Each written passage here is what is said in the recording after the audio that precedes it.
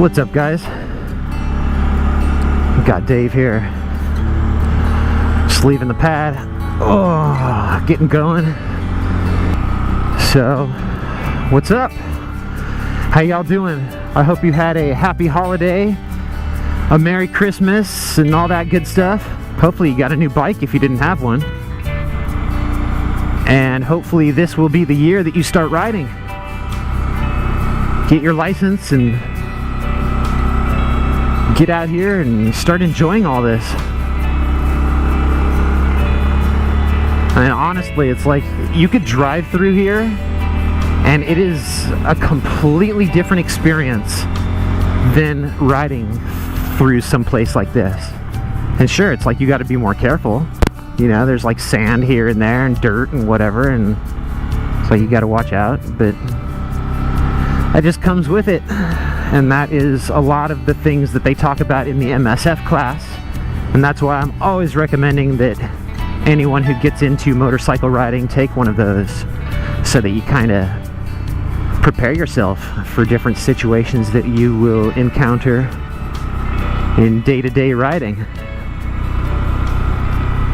But one of the things I wanted to talk about right now, I heard a few people talking about that when they're riding in the rain and they'll be moto vlogging, you know, making a video, and it'll start raining, and they're like, yeah man, you know, if it starts raining any harder, I'm gonna have to pull over and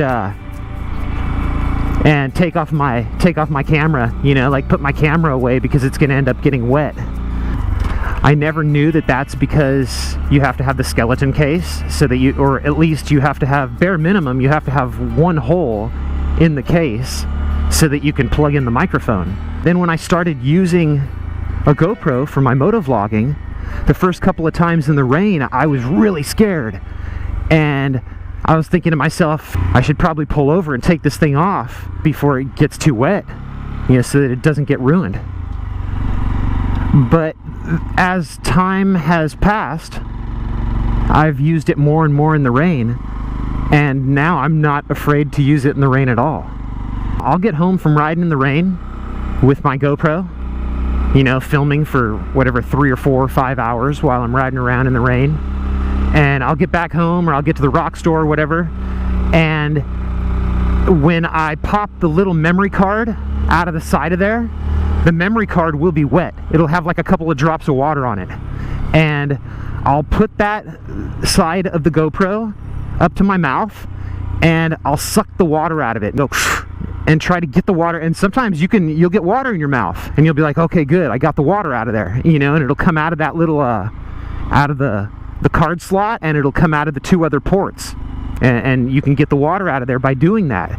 And then you pop the battery out of there, and there will be drops of water all over the battery, and then there will be water inside the battery compartment. And usually I'll just like twist a little piece of toilet paper and stick it in there and swab it out, you know, so just dry it out inside the camera. But it's like I'm telling you, you know, like inside the card slot, inside the charge port, the mic port, and inside the battery compartment is all not soaking wet, you know, not like I open the door and water goes like pours out of there, but there's little drops of water everywhere, you know, like the camera is getting wet, and it doesn't seem to have a problem with it, and hopefully it doesn't ever. But I just figured I'd let you know, if you do videos with a GoPro, or if you motovlog, especially if you motovlog, because then you got the hole in the case, if it gets a little bit of water on it, then it's probably not a big deal.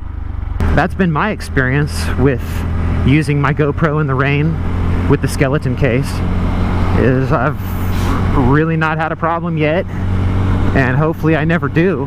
But that's it. You guys have a nice day, and I will talk to you later.